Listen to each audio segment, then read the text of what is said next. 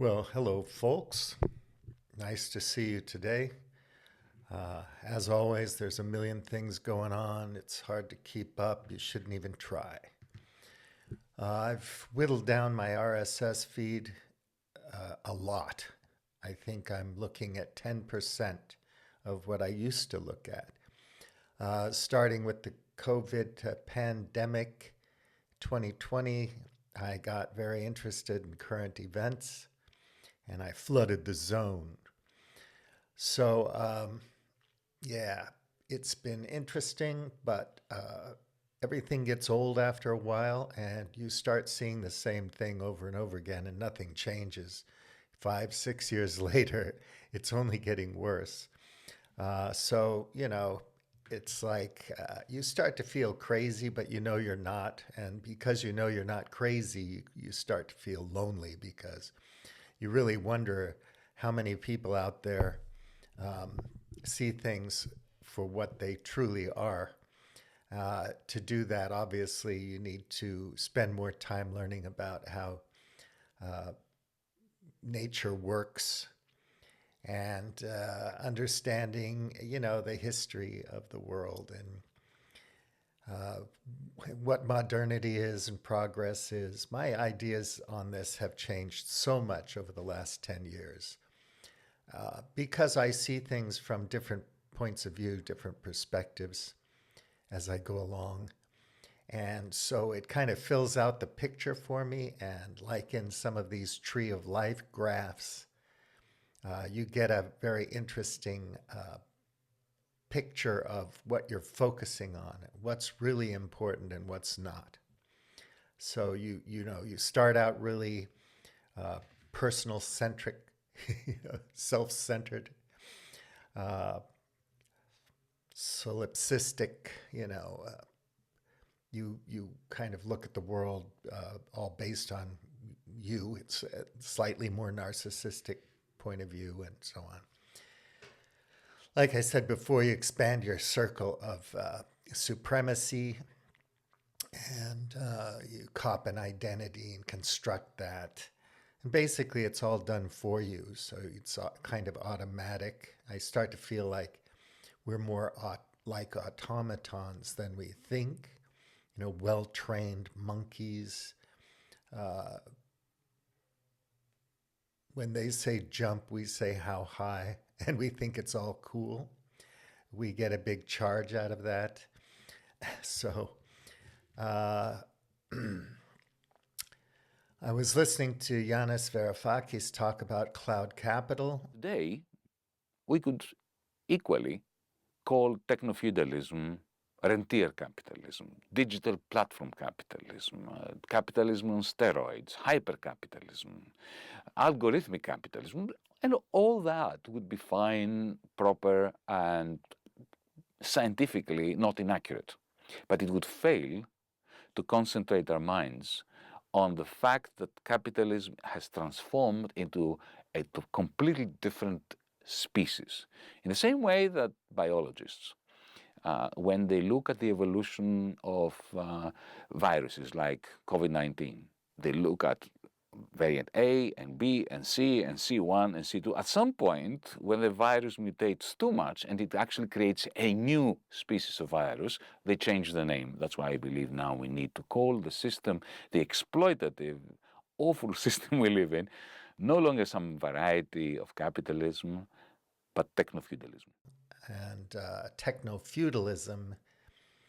And I was also, as I normally do, I read something from Tom Murphy's blog every day, uh, which puts everything in perspective. He's done such a good job articulating the way things are. What's truly important, I mean, we're in a constant freak off now. You look at this Puff Daddy thing, and it's horrific. And you think about all the people who enabled that man uh, over the decades, and basically the whole culture enabled him. The United States of America.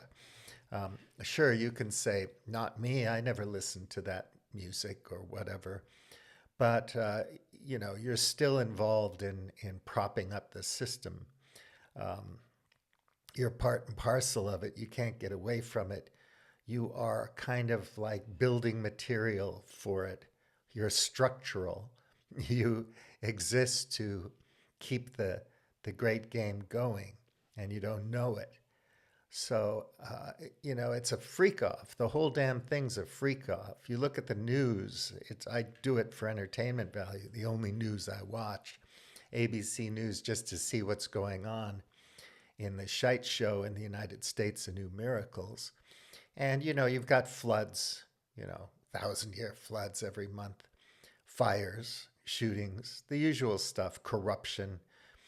So they're all talking about these things that don't really matter. Trump's plane, of course he's a corrupt person. The whole system's corrupt. These neoliberal leaders have been moving the goalposts and, corrupting the system in unprecedented ways for decades. And you can go back to whatever, McCarthy era. The whole thing from the founding of the country until now. But you can find examples of it throughout the 40s, 50s. You go back to the beginning, 60s, 70s. You look at Johnson, you look at Nixon, if you want to measure eras by U.S. presidents or whatever. But you could measure it by all kinds of things, how corporations have changed over the decades, how capitalism has changed. So feudal capitalism is interesting. We are being trained to pay more and more rents. I read an article in Wired about Airbnb, and the CEO wants to make that into an everything app. Everything has to be an everything app. So they can track you and control you and manipulate you 24/7, and you will be putty in their hands, and you will be paying your money to the cloud capitalists 24/7. Also, in terms of wealth inequality, the top 10% also includes the younger generations, millennials and X and so on, anyone from 18 years old up to 45. And the people who, still 10% of those people or less control most of the wealth. So 85 or some small percentage of Americans or people own 85% of the stocks, right? Statistics like that. But anyway, in these people's minds, the world's just a playground. Modernity is great. You just fly around and stay in Airbnbs and, get your lifts or whatever, rent your cars, your vans, everything's an app, and you're just so happy. The world is fantastic, but you're not really involved with people. When Chris Hedges wrote his book, America, The Farewell Tour, the difference between him and Fareed Zakaria, who makes, $5 million a year, and his net worth is up around 20 million, who sits and reads from a script that neoliberal economists give him. He's just a parrot. He doesn't have an original thought in his brain. I'm not saying he's stupid, but he is not. He's just an actor. He's a clown. Just pray that I die bravely. You'll not die. You'll not have to fight him. Griswold dies as he drinks the toast. What? Listen, I've put a pellet of poison in one of the vessels. Which one? The one with the figure of a pestle. The vessel with the pestle? Yes, but you don't want the vessel with the pestle. You want the chalice from the palace. I don't want the vessel with the pestle. I want the chalice from the what? The chalice from the palace. It's a little crystal chalice with the figure of a palace. Does the chalice from the palace have the pellet with the poison? No, the pellet with the poison's in the vessel with the pestle. Oh, the pestle with the vessel. The vessel with the pestle. What about the palace from the chalice? Not the palace from the chalice from the palace. Where's the pellet with the poison? In the vessel with the pestle. Don't you see? The pellet with the poison's in the vessel with the pestle. The chalice from the the palace has the brew that is true. So easy, I can say it. Well, then you fight him. Listen carefully. The pellet with the poisons in the vessel with the pestle, the chalice from the palace has the brew that is true. Oh, the pellet with the poisons in the vessel with the pestle, the chalice from the palace has the brew that is true. Good man. Just remember that. Sir Giacomo. Sir Giacomo, into your armor. And you to your place in the pavilion. Pellet with the poison. The pellet with the poisons in the vessel with the pestle, the chalice from the palace has the true that is brewed. Brew that is true. The pellet with the poisons in the vessel with the pestle, the chalice from the palace has the true that is brewed. Brew that is true. The chessel with the palace. The palace with the. Look out!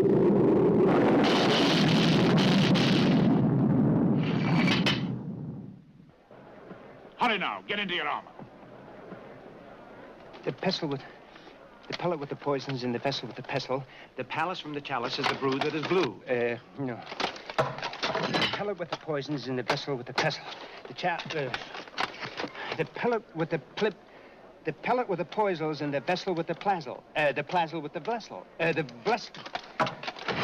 vessel with the Come plasel along, is the Giacomo. plasel. His Majesty's waiting.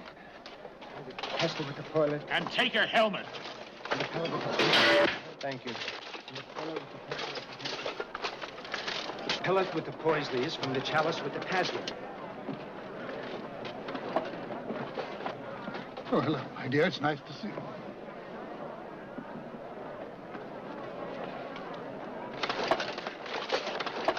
I've got it. I've got it. Pellet with the poisons in the vessel with the pestle. The chalice from the palace has the brew that is true, right? Right, but there's been a change. They broke the chalice from the palace They broke the chalice from the palace. and replaced it with a flagon. A flagon. With the figure of a dragon. Flagon with a dragon. Right. But did you put the pellet with the poison in the vessel with the pestle? No. The pellet with the poisons in the flagon with the dragon. The vessel with the pestle has the brew that is true. The pellet with the poisons in the flagon with the dragon. The vessel with the pestle has the brew that is true. Just remember that. Yes, thank you very much. The pellet with the chasley. The pellet with the poison is in the pasley with the chasel. Just remember that. Where are the drinks? One of them is poisoned. Poison? Are you sure? I heard the witch. The poison with the plesley is the chasel. The pellet with the poisons in the flagon with the dragon. The pestle with the pistol. The pistol with the vis. No. The pellet with the poisley is the chalice with the. Vessel with the pestle. The vessel with the pestle has the brew, that is true. Right, don't forget it. Pellet with the dragon. No. The knights will approach each other. The pellet with the poison is in the flagon with the chalice. Poisons and the dragon with the pestle. The chasel is in the poisley with the flagellus with the flagless. The pellet with the dragons and the pestle with the The pesley with the poison is the dragon plasel with with the the poison, flebless. the pestle. The poisley with the plasel is the plasel with the plasel. The chalice with the flagon with the chalice. The poison with the flagon is the chalice with the poison. The knights will face the king. The poison with the chalice. The palace with the poison is the chalice with the poison with the chalice is the chalice. They will approach the royal pavilion.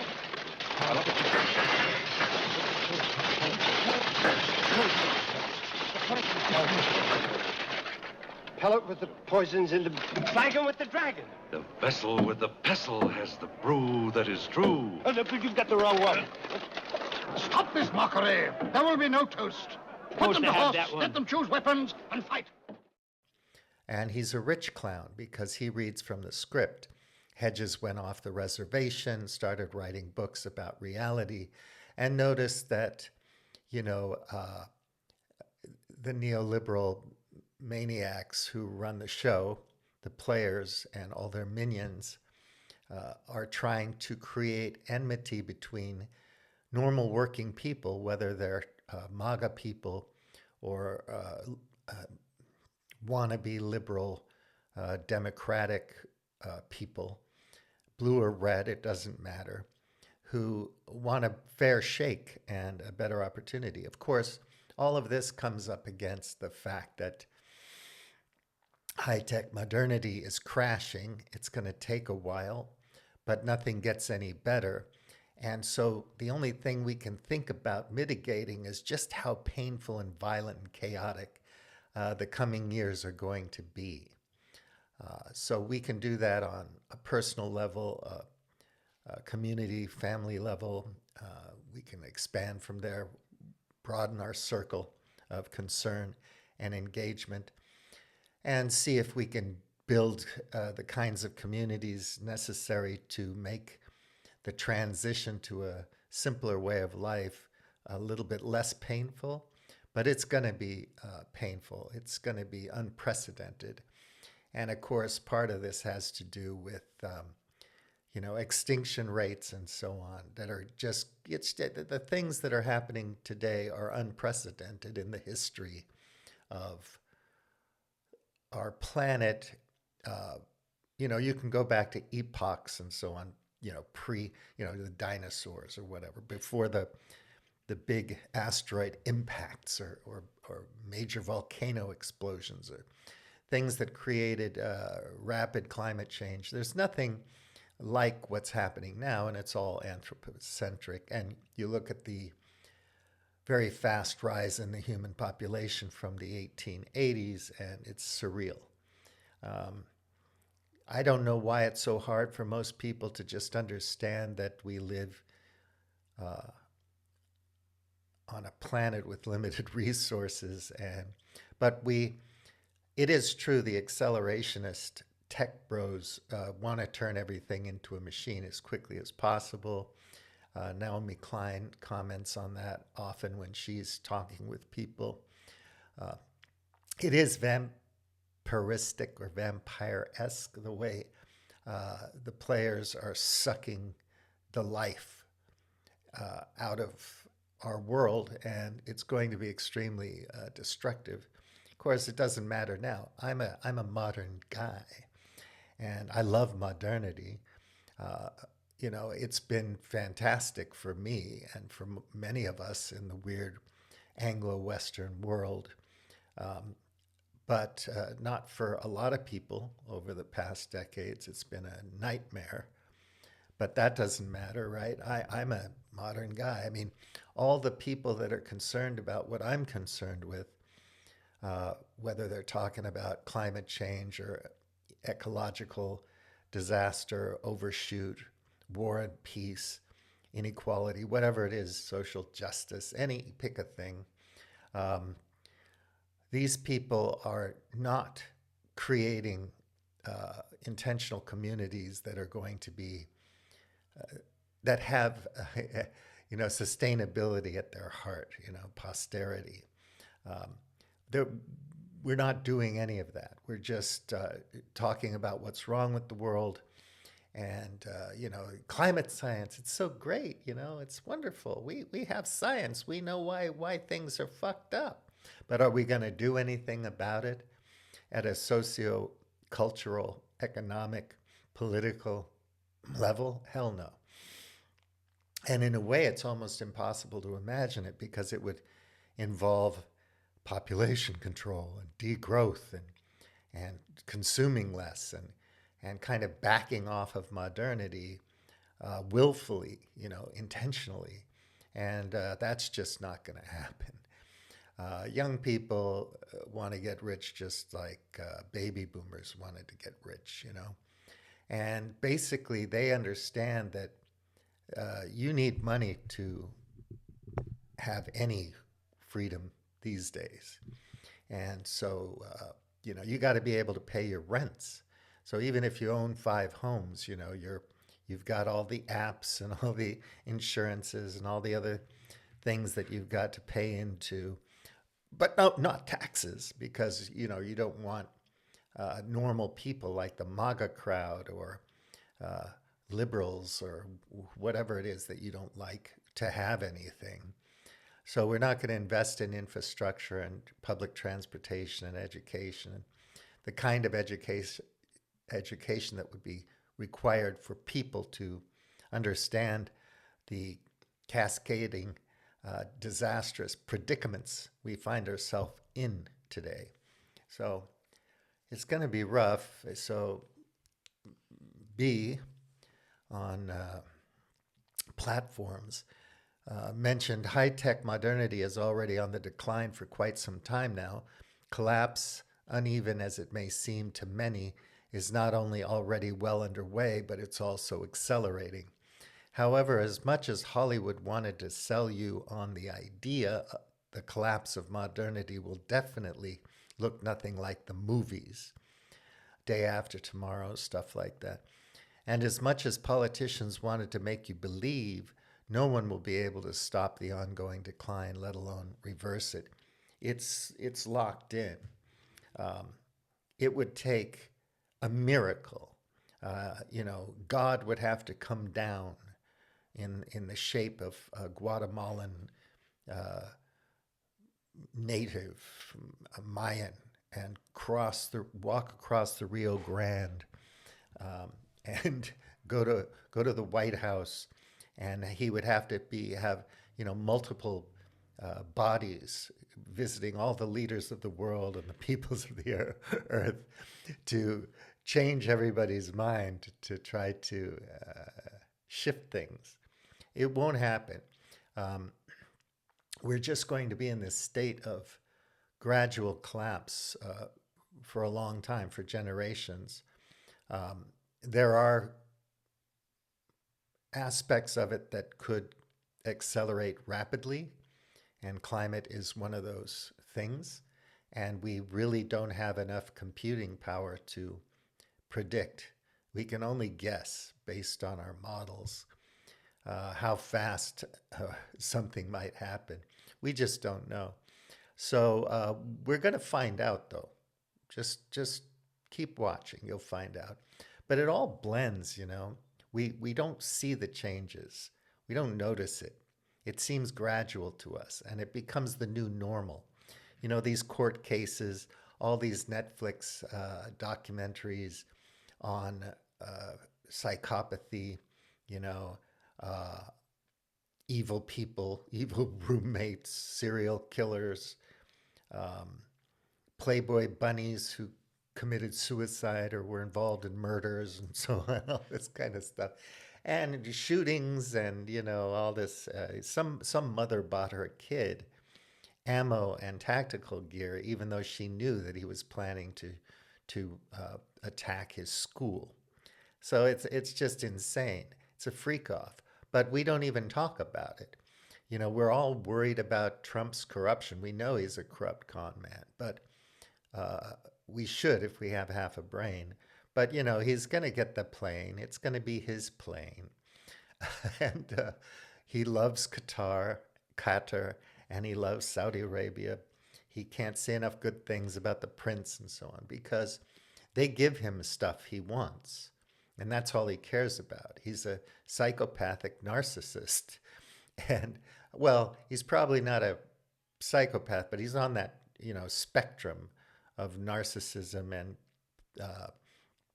sociopathy and so on. So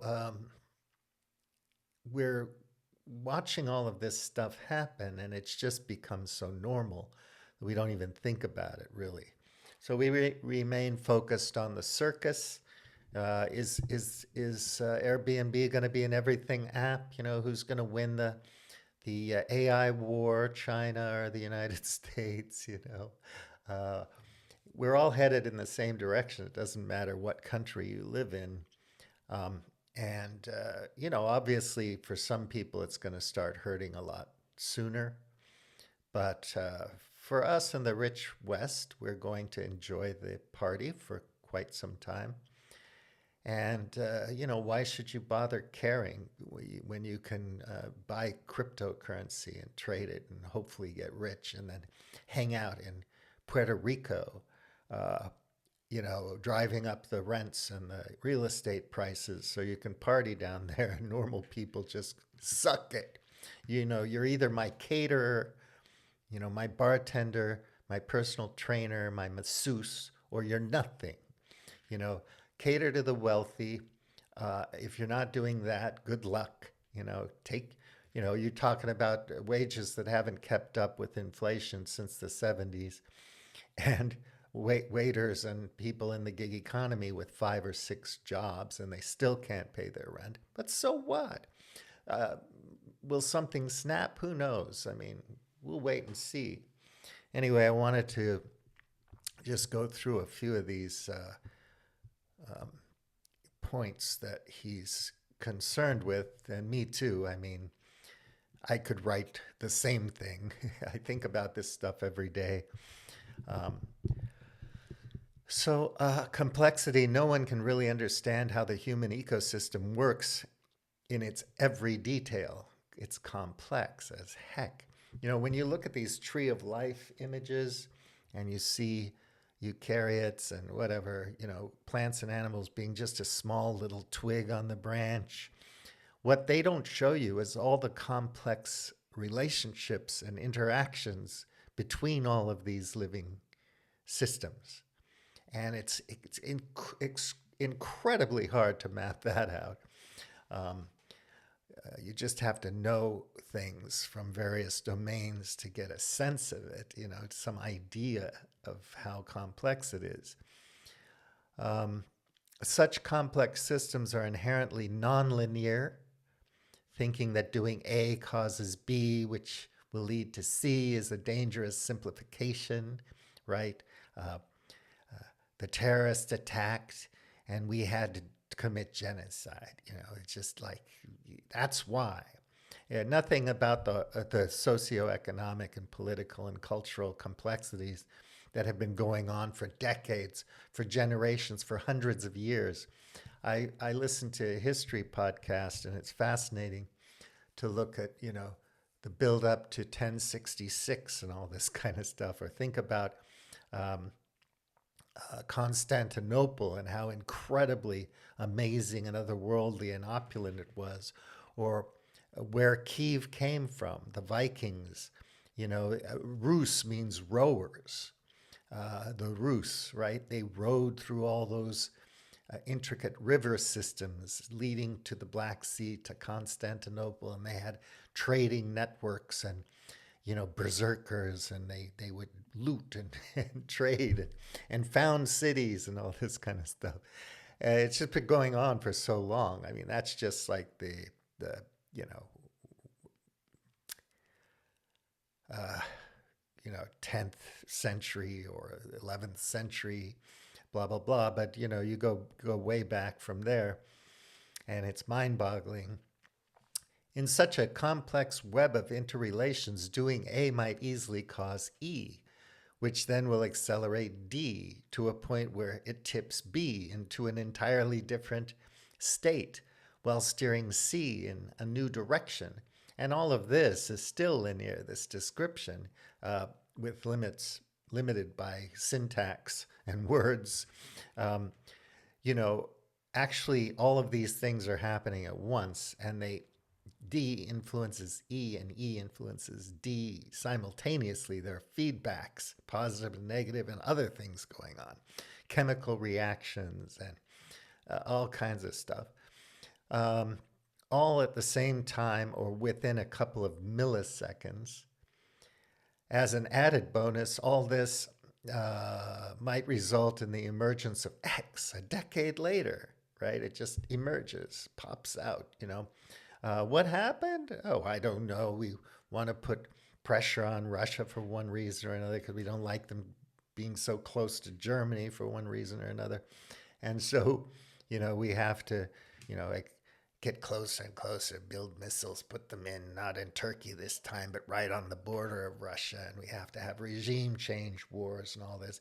And a decade later, you got a full-on freaking modern war of attrition between two big countries, and everybody's supporting it. You know, it's madness. And now the Pakistan and India thing going on with all their jets flying around, and people get to decide whether, you know, Chinese jets are better than French jets and American jets, and, you know, supposedly invisible F-35s are being seen, you know, blah, blah, these complex systems, $35 million jets being shot down by missiles that have a range of 140 kilometers or whatever, or miles. You know, it's like, I'm in Pakistani airspace, I shoot a missile, it goes across into India and knocks down one of the best French fighter planes. So freaking nuts. And this is what we're spending our time and money on, just like rearming Europe. It's just absurd. It's not going to do anybody any good, but that's all they can talk about. And so we're focused on that because they're feeding us this stupid information and we think it's important. So we get all excited about it. I swear to God, you've got to shut it all off. Read some really good books. Go to my website, cospelon.eu. Pick a book, any book. Just keep reading. Is it going to change your life or make you better or holy or make you rich? Hell no. But at least you'll understand what's really going on in the world, and then you can focus on what's important to you, you know, and not watch this fucking circus all the time.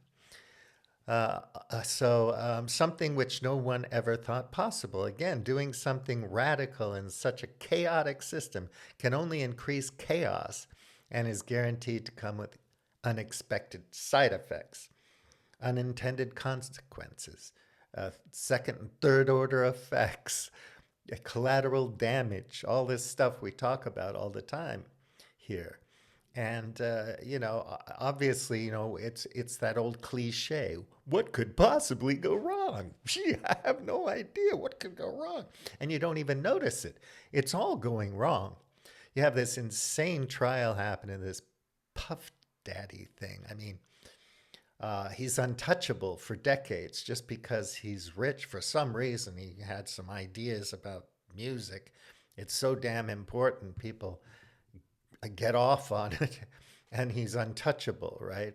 Too big to fail, too big to jail, on and on. Well, normal, working people shoot each other and go to jail and get addicted to drugs and struggle like crazy just to raise a family. It's nuts.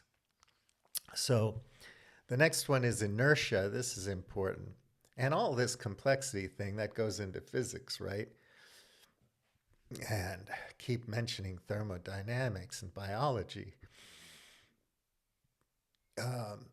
Cosmology, you can put that aside, but it's interesting too, and it's all interconnected, right? The whole damn thing. So inertia, technology, science, culture, politics, etc., resist drastic shifts in direction. It just doesn't happen. I mean, we've been watching the same shit on a different day for decades, and we think if we vote a Democrat in next time, everything will be okay. Where did Trump come from? I keep asking people that. Why? Why Trump? Why now? What are the complex suite of reasons for that to happen? The idea that all you do is protest Trump is just stupid. There are foundational, structural, systemic, and more things going on that lead to this constant freak show of corruption and dissolution and destruction of values and everything. So vested interests desperately trying to keep the status quo will do everything in their power to defer major changes. And I talk about that all the time. The players of the great game, they have the power, they have the agency, they have the means, they have the money and so on to make sure that capital is coded in a certain way, and you're not invited to the party unless you have a lot of it. And so they can do whatever they want to do. And it's very hard to, fight back against powerful people, the big players. So he says, let's face it, most of us are conservative in how we do things. Why change something that worked well so far? I got paid a salary last year. I just want to keep getting paid a salary this year. So I know I can pay off my truck, pay my insurances, my other rents that keep piling up. And if you're lucky enough to get ahead a little bit, maybe you inherited some money, you can play the market a little bit and grow your wealth, do your rich dad, poor dad thing. And hopefully you're laughing, right? So why would you want to change anything? Somebody starts talking about posterity and overshoot and limits to growth. And you're like, oh, you freaking moron, you poor, tragic little loser. I feel so sorry for you. Why don't you just work? Why don't you get a job, man?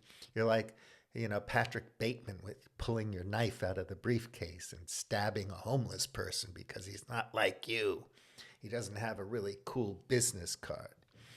Even if benefits are obvious, giving up well-trodden path for a new one is not something most of us frequently do. Loss aversion, for the vast majority, will thus always outweigh promised benefits. This other way of life could be really good. Here's some really good evidence for why it would be good. And it comes from all domains of science. And here it is. Look at these happy people over here. But you don't care because you're not in that context, right? So, and while incremental change is still certainly possible, this resistance to major reform and incrementalism has led to a precipice where a sudden acceleration of collapse can no longer be ruled out. So again, acceleration is a thing. It's a willful thing. There are people accelerating on purpose, whereas you had great accelerations that just happened because of technology or new energy sources or big tumultuous events or whatever. This time, the acceleration is just happening because people want to do it. They recognize the end is nigh, so they want to turn everything into a machine as quick as possible.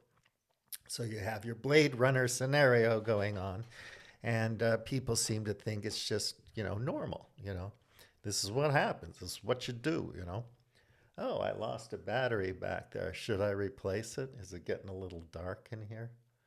I've got a dark side, and it doesn't matter. So anyway, incremental change. So damned if you change, damned if you don't. Ever wondered why leadership class looks like a bunch of rabbits caught in the headlights? And they sit around and they talk so seriously about separations of church and state. We should have the 10 Commandments in kindergartens and so on. And if you want to go in and talk to that legislative group or organization, the Congress or whatever, your reps in Texas, you can't. They have so many little culture war things they have to do first. You have to wait around for 2 days before you can go in and testify. The system isn't built for you to participate in it. That's not how it goes. You don't have access unless you have capital. The rest is just for show, and our elected leaders get to dress up and act very important and have these long intellectual conversations that sound so important about things that don't really matter. Except one could say separation of church and state matters, but what's worse? People being religious, people being believers in stuff, or ecological overshoot and extinction and war and starvation,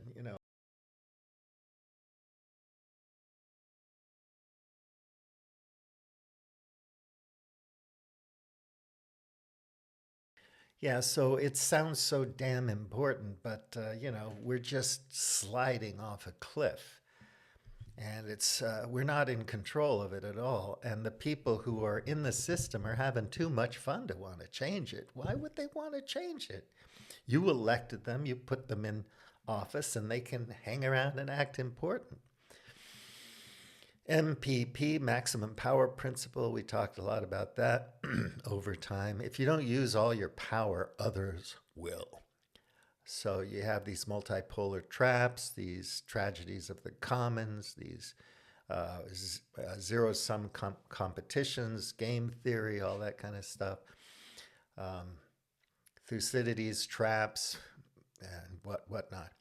If you do decide to give up driving a gasoline car, for example, that will only make gas cheaper elsewhere, leading to higher consumption on the long run. Complex systems such as the global economy evolve in ways that maximize the power intake or energy throughput. That's a huge important thing. Every year we use more and more oil and gas and more energy from renewable sources like solar and wind turbines and whatever. So, it's not like we use less because we have another source of energy. We just use more. This means that as long as it has a viable energy source out there, it won't stop using it. The energy source has to run out first or has to become otherwise unavailable. And we see that during all these big migrations of civilization, the age of discovery, the Portuguese, and so on, whatever, colonization of the Americas. And you can go back 75,000 years migrating, and you see that, humans will just take everything they can get. At some point, they might evolve into a culture that cares about the environment and sustainability, and animals are sacred, and you pray to the buffalo. You only take as much as you need, and you make sure the soil works. You don't overdo it, right? But most of the time you just use it all up and then move on, right? And you leave a bunch of statues on Easter Island that people can say, couldn't have been made by a human being. It's too complex. No way, man. Aliens put those there. What does it mean? So if you decide to give up, complex systems such as the global economy evolve in ways that maximize their power intake or energy throughput. This means that as long as it has a viable energy source out there, it won't stop using it. The energy source has to run out first or has to become otherwise unavailable. As a result, the overall energy use of the system will keep increasing, adding one energy source on top of another until this is no longer possible. At this point, catabolic collapse, a self-reinforcing cycle of contraction. And you think about it, I mean, people are talking about Dyson spheres and, breeder reactions and plasma fusion and on and on and on.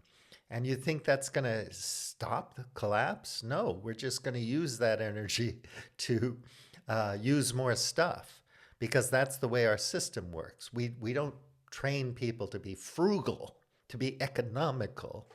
We train them to be consumers and to pay rents so they can consume a wee little bit. And when the players no longer need consumers, we're going to be gone, and they're going to be living in these little habitats, private clubs where they can, go after each other. I mean, it's going to be like a big Agatha Christie murder mystery thing when all these rich people are at each other's throats because they're so bored and they're so egotistical and psychopathic. Who's going to be the most important guy in the new digital city, blah, blah, blah. Not enough sycophants. Too many cooks in the kitchen. So, catabolic collapse is a thing, folks. Self-reinforcing cycle of contraction converting capital to waste. And that's the beautiful image in the newest version of Blade Runner, where he's out there on that big, huge landfill, right? And the sky is all yellowish. And they still have the power relations, he has to go out and kill some machine, and for the man, kicks in, resulting in an accelerating collapse. Again, accelerating means slowly picking up speed over years, if not decades, only to reach its logical conclusion in about a century's time. Remember, while the middle phase of collapse might seem to be happening in an instant, its tail end leading us back to a pre-industrial lifestyle can last for a very long time. I was thinking about this listening to these episodes about Anglo-Saxons and Normans and Vikings and Ottoman Empire and all this kind of stuff, and the dangerous places in the world at that time, and just how horrific and intense it was, and violent. Mad Max is nothing. It's nothing. All these crazy people running around on motorcycles, killing each other, taking some new form of a drug to get the adrenaline to do their duty. Get up! You can do it!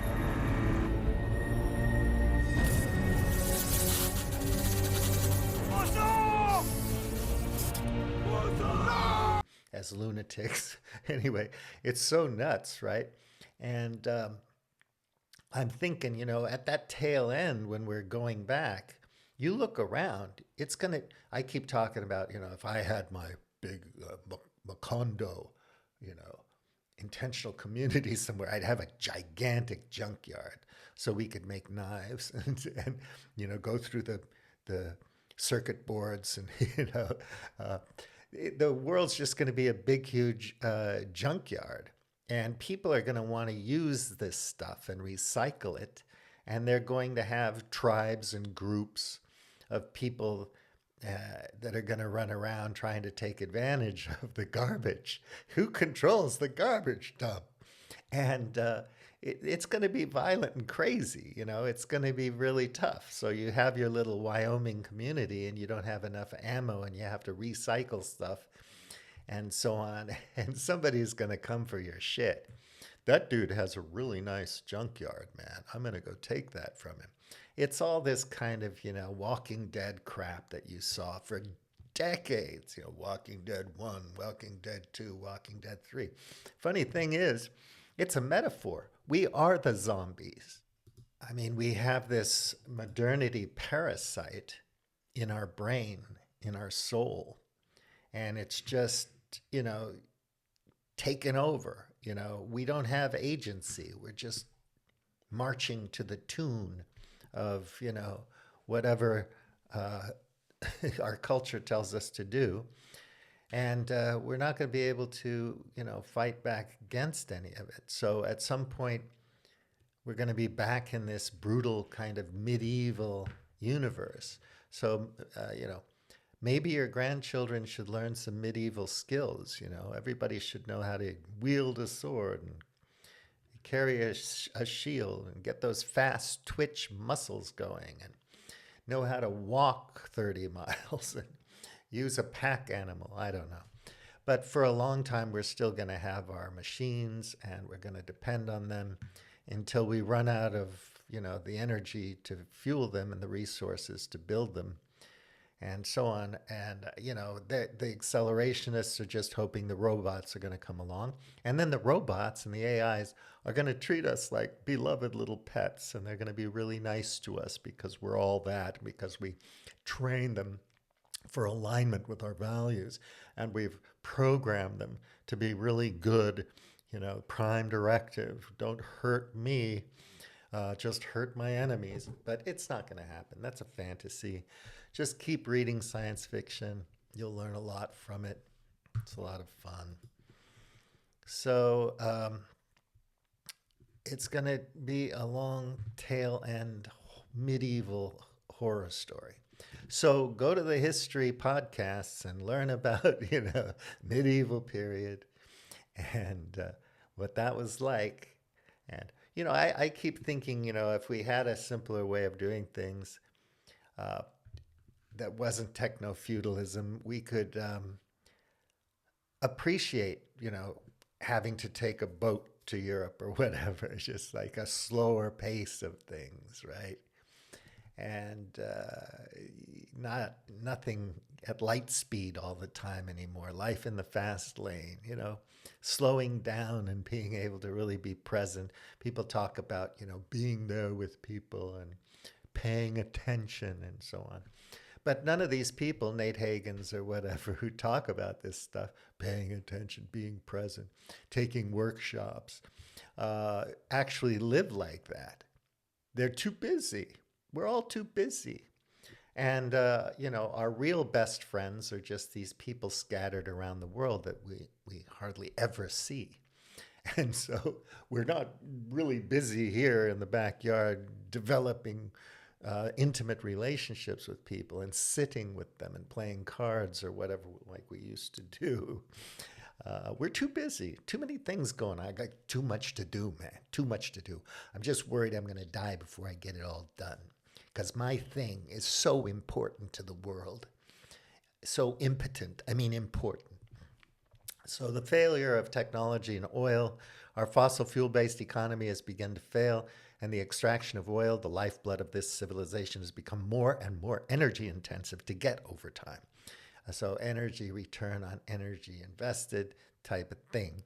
Well, half a century ago, less than 5% of the energy of a barrel of oil had to be reinvested into exploration and drilling. This figure now stands at over 15% today and expected to increase to as high as 50% by the middle of this century. Exponential increases in the energy demand of drilling and pumping will lead to a similar increase in the amount of energy cannibalized, hurting the rest of the economy badly. This relentless rise in energy expenditure, together with the depletion of rich oil reserves, has already made extraction uneconomic to continue in many places. World crude oil production, as a result, has already peaked in November 2018 at 85.5 million barrels pumped daily. Wow. And has failed to return to that level ever since. In fact, we only managed to get back to 2015, 2016 levels of production around 82 million barrels lifted a day globally. With the rise of trade barriers and with looming prospects of an economic crisis, we cannot expect a return to peak production anytime soon. In fact, with the natural depletion of the Permian basin over there in Texas and so on, we might be witnessing the onset of a long but steady decline in oil production during the decades ahead. Well, we are, and we're not going to economize on that. And there won't be an energy transition. We can work towards it and try to get there. There's nothing wrong with that. People got to do something. They got to believe, right? But it's not going to be easy, and it's not going to happen, probably. The future of technology, electricity, the success of electrification, the purported savior of the climate, modernity, proved to be rather limited. The mining and processing of necessary raw materials needed to upgrade and maintain the grid still requires vast amounts of fossil fuels and a healthy economy to pay for it. So my friend, when we were going to this museum, was talking about, they have these big excavator machines that are electric. They plug them in. They have these big cables. They plug them in. They're electric. Where do you get the electricity Where does the electricity come from? Oil and gas, right? I mean, it doesn't come from solar. It doesn't come from nuclear. It doesn't come from these things. So you're still using it even if you don't have an internal combustion diesel engine in the big, huge machine. As case of Spain exemplified, it was not enough to pop up a few wind farms and solar panels. Without inertia coming from spinning turbines, the grid collapsed within a couple of milliseconds, hence the need to install large and expensive flywheels, batteries, and interconnectors to smooth out intermittencies, and upgrade costing trillions of dollars and euros. So we're going to remilitarize for some stupid freaking reason and build all these complex weapons instead of investing in this kind of thing. You know, I mean, Buckminster Fuller's talking about this stuff in the 60s. Did anyone listen? Profits first, people. And I'm not talking about, religious profits. I'm talking about mammon. We got to have the money. So besides that, many strictly necessary processes needed to maintain a high-tech society simply could not be electrified and economically viable and scalable, if at all. So you have to scale it up to 9 billion people. That's where we're headed. And we're all consumers. We're all got the parasite in our brain running us. Electric grids, batteries, hydrogen, ammonia, and not independent energy carriers capable of reproducing themselves by their own power. So these things are not independent. Okay, solar energy is, but we know how to live with solar energy. We've done it for millions of years, but not at this scale, not with shopping malls all over the place. I used to joke about shopping mall. My name is Shopping Ma. I'm a Chinese guy and I'm building shopping malls all over I used to joke about that in the 90s because, it's a thing to do.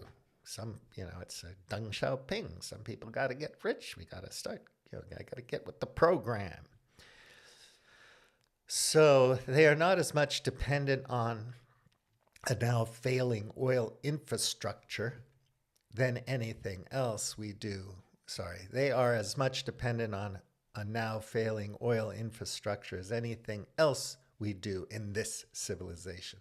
And it's a global civilization. So we're talking about a global collapse, not just like, this empire, the Roman Empire went somewhere. Now you have the Holy Roman Empire, something will come along to replace it. We'll be fine. It's not going to be nice for all the Romans, but, it'll be good for the Franks. So electric grids, batteries, blah, blah, blah. So with oil extraction and forwarding becoming ever more dependent on electricity, and as it increasingly competes for power with other uses, as the energy demand of extraction goes up, the electrical grid and fossil fuel extraction can be expected to go down hand in hand. Expect ever more frequent blackouts and all sorts of shortages. So I have no doubt that's going to happen, but when, I don't know. So we're all going to just flock to the grocery store every day and buy our stuff and throw it away. The plastics are going to go into the ocean, and it's not going to slow down until we get to that tipping point where suddenly we just can't make enough stuff. And then people are going to be panicked because they don't know how to do anything else. And lots of people get together in their communities and try to garden and so on and grow and have chickens. And eventually these changes will happen. But how successful will people be? How much pain, suffering, and violence are we going to have to endure during this transition is the thing that bothers me. Not the fact that there will be a transition, or I wouldn't going to put suicide hotline on my channel here. I don't think there's any reason to get too depressed about reality. It is what it is. You're still, there are all these people that endure incredible suffering in the Middle East, for example.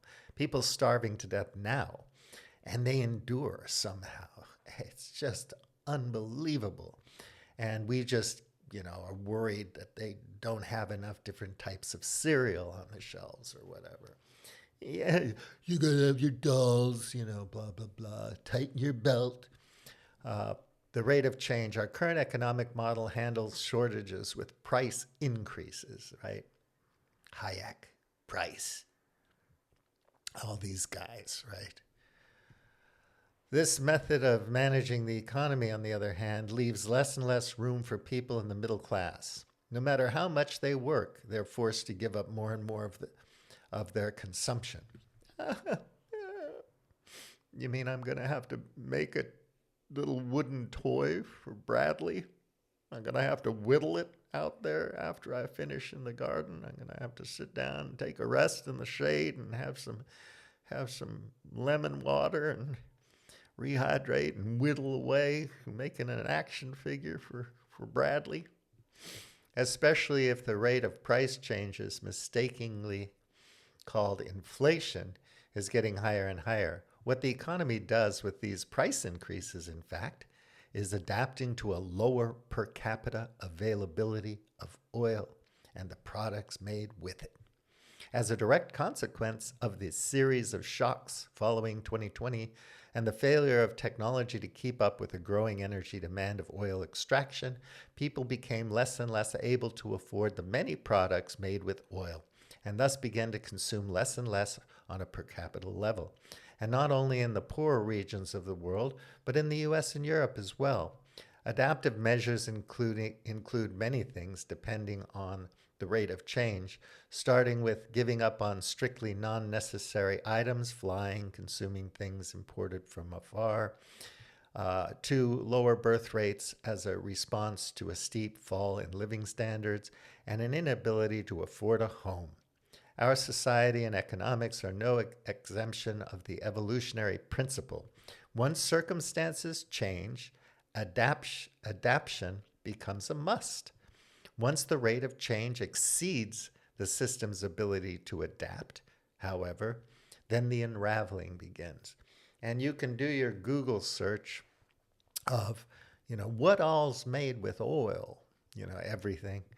Your drugs and all the stuff at the hospital, and you have to pay for that little paper thing that they put your pills in.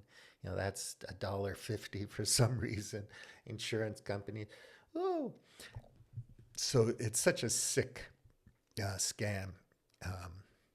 And Elon, he's done with Doge. He got what he wanted out of it. He's done. He's got to go back to doing what he does, which is scamming people out of money.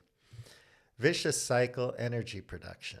Each of the adaptation measures, be them social, economic, technological, or as of recent political, cutting back on international trade and trying to devalue the dollar, reduces oil demand. This can make oil look cheap, and while consumers rejoice as the energy cost of extraction petroleum just keeps increasing, many producers lose their ability to pump it at a profit and thus stop doing so. So it's cheap. It's too cheap to produce, so we're going to stop. And then what happens? As a result, and despite a seeming supply glut, oil silently becomes less and less available, forcing further rounds of adaptation measures, sometimes even before prices begin to rise. And just as less and less oil is produced, shortages begin to arise, leading to crops not being harvested and mines closed, just to name a few things, right? This, on the other hand, will lead to raw material deficiencies in some other areas, leading to production plant shutdowns, further reducing the demand for transportation and therefore oil. Then all these shortage cycles through the entire system in waves. Eventually, they will hit the production of vital components to the electric grid, new reactors and power plants, endangering the expansion of the grid. Not to worry, though, the price ferry will solve these scarcities in no time. Equipment cost increases will lead to still higher electricity prices, with more and more consumers becoming unable to pay their bills and self-disconnecting from the grid or taking out prepaid plans where the meter shuts off once all credit is used up. Voila, shortages, puff, disappear, until one day 90% of the inhabitants of once highly industrialized nations find themselves using electricity only 1 to 2 hours a day. While musing on the question, how did we get here? What happened? How did we get here? Oh my God. Well, you didn't notice. And the little mind virus was making sure you were paying attention to other things and didn't notice. So every time people talk about all these things that we know about or think we know about, our best guesses at the moment, we still don't seem to get the bigger picture. We're missing the forest for the trees, and that's the dangerous part of it.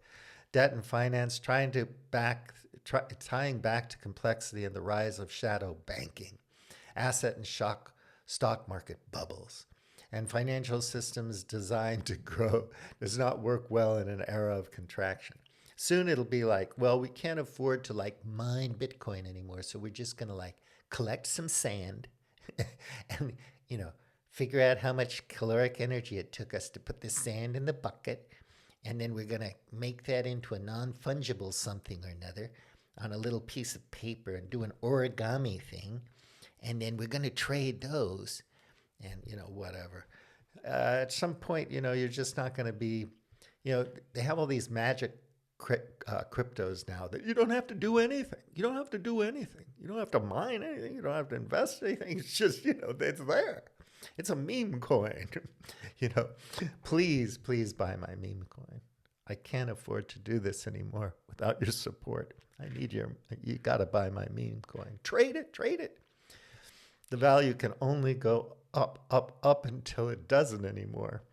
But you had a good run. You had a lot of fun. It was exciting, you know? Hey, you know, did you bet on the UFC fights? Wasn't it fun? So, in fact, it can easily act as an igniter and accelerator of a major meltdown. Here are some really good examples as to what is going on behind the scenes. There's a couple more articles about that due to the reasons described above, blah, blah, blah. Diminishing returns, as Joseph Tainter has explained in his book, The Collapse of Complex Societies, in the evolution of a society, continued investment in complexity as a problem-solving strategy yields a declining marginal return. So the investment in all this complexity starts to diminish the return. So you have F-35s that aren't stealth anymore. What happened? Arms races, you have these incredible tanks and so on, HIMARS systems, and they're getting taken out by, a $500 drone. The same, and that's complex too, because you have to navigate them, you have to get them there, you have the cameras, you have wireless systems, you have fiber optics, it's all complexity. The same goes to science. Despite an ever-increasing number of scientists and research engineers, the number of scientific breakthroughs achieved and patents filled per capita just keeps decreasing. And that's another thing. Science and not just technology seem to abandon us when we needed it the most to avert collapse. And also we have a problem that now, to get a job, you have to have advanced degrees. So the bar is lower for getting them. So in the 70s or 60s, when you wrote just some simple thesis in an undergraduate course, now that's a PhD. You read those old PhDs, you see how people did it back then, just how knowledgeable these people had to become to write their thesis, and just how unique it was. And the low-hanging fruit, is gone. And coming up with these new ideas becomes more and more difficult. And, just inherent in the lack of data and knowledge that exists, the AI is not going to crack it. These things become harder and harder to solve as we go on. The Higgs boson thing, and then going beyond that and trying to imagine things differently. What is life and the origin of life? How do we imagine it? Do we use the same paradigm to think about it? And just getting to a new way of thinking about it can be incredibly difficult. And there can be an institutional and cultural resistance to thinking out of the box type of thing. So that's tough. And then lack of trust. An erosion of trust can be observed on all levels in science and politics and institutions and trading partners. People no longer believe that the system works for them. Instead, they feel mentally abused and ultimately abandoned by it. The same goes for international trade. Even as trust is being built up between BRICS nations, trust in the U.S. and its allies are at an entire all-time low. Trade barriers come and go. Financial assets get confiscated, and businesses get sold by force. Once the floodgates burst open and capital begins to flee these nations en masse, a major acceleration in their decline is all but certain. So this is a quote by Darman. Trust takes years to build, seconds to break, and forever to repair. And you see that everywhere. My friends are like, my friend who drives me sometimes here, he has a lot of American clients, and he drives Democrats, Republicans. They hate each other. And he says, nobody trusts anybody anymore. And nobody, these Americans that move here, they hate each other. They move to get away from each other. And they're here. And, it's just so absurd. It's really nuts. And nobody trusts anything. And, Kennedy says, well, I wouldn't ask for medical advice from me, right? And it's just, I don't know. You can't trust anything, so you have somebody who doesn't know shit about a thing, representing the thing, in charge of the thing. So +1, that was 10 points +1, denial. If you are a world leader and behave as if societal collapse was impossible, or none of the above applies to your nation, you're guaranteed to make a fatal mistake. Given the exponential acceleration of resource depletion, the erosion of trust in societal norms and political systems, the fragility of supply chains and financial systems, a small mistake can and eventually will lead to grave consequences, if not increased costs, lower efficiency, and a further deepening of collapse is all but guaranteed. Denial combined with soaring rates of incompetence, magical thinking, and narcissism makes one wonder, what could possibly go wrong? I guess we don't have to wait for much longer to see it. We don't have to wait at all because it's been happening our whole lifetime.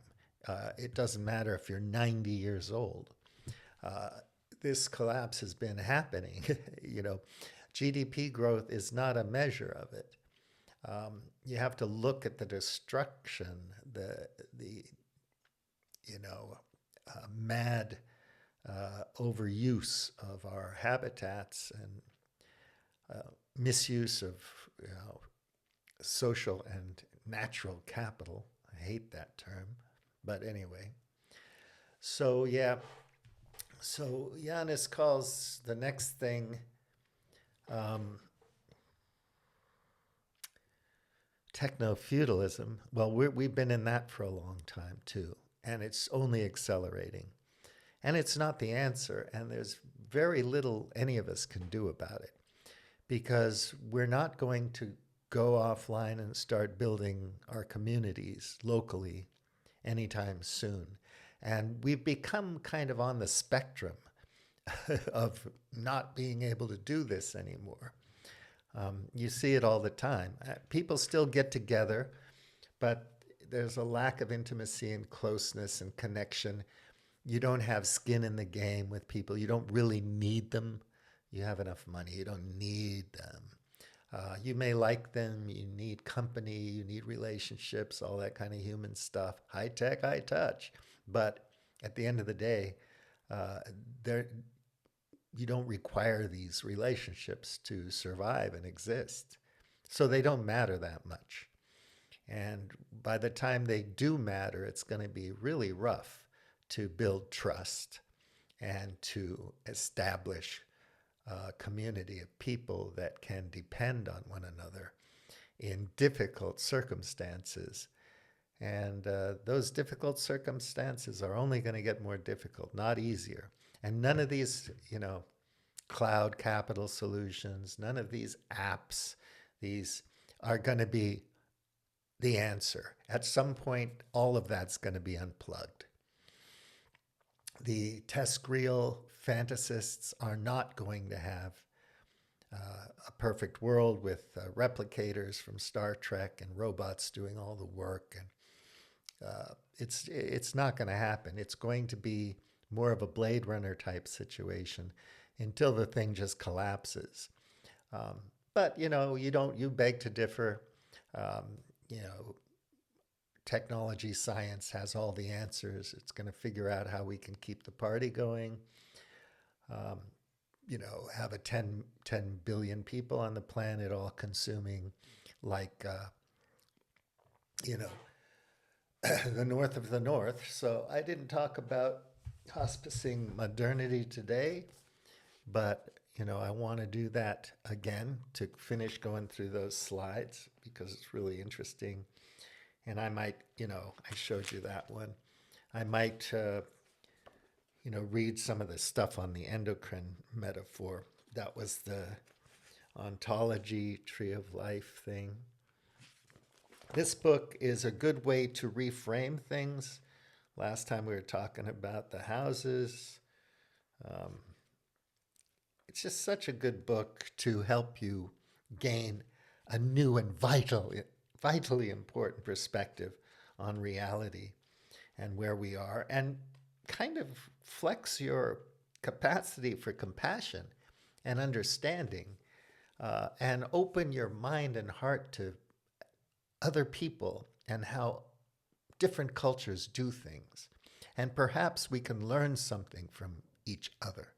And perhaps we can do better. Anyway, one can only hope. One can only try. We have to do something, right? I mean, you're going to try to get rich and powerful, or you're going to do something. You've got to do something. Those of us who have a little more agency because we were luckier when we were born, might want to do things like that to grow a little bit. I have a lot of friends who just won't look at it. You know, if I suggest they read this, they're going to put that on the do not read. Stevie Bulliam-T recommended don't read it because he's a freaking nut. And I get my information from Fareed Zakaria. He's a genius. And I believe, I always think, you know, my friends criticize religious people, religion. They criticize anything. I mean, it's all existential, you know, Islamists and whatever. They hate the MAGA crowd, the flyover country, the ignorant masses, the idiots, you know. If we could only get rid of all the idiots. But they are exactly that kind of faithful, true believer, dogmatic, narrow-minded person that they hate, that they despise, that they can't stand, but they can't see it. They can't stand in front of the mirror and kind of do a meta-analysis, reflecting on their own thoughts and beliefs and where they came from, and say, why do I believe that? You know, why? Why does it have to be this way? Could I like re-examine it from a different point of view? Hell no. They're afraid. They're afraid that they'll lose something. It's, again, loss aversion, but they're afraid that, you know, it's also cognitive dissonance. You know, you just don't want to see it. So you can't entertain it. And that really kind of annoys me when I think that some of these older friends of mine have made babies recently, relatively recently.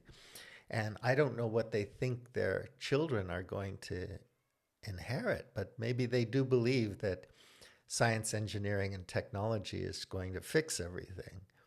And somehow, you know, there's going to be, you know, terraformed Mars. We're going to be mining asteroids, and people are going to be, people all over the world are going to be consuming just like the top 10% of people in the North, in the wealthy, rich North, right? The weird Anglo North.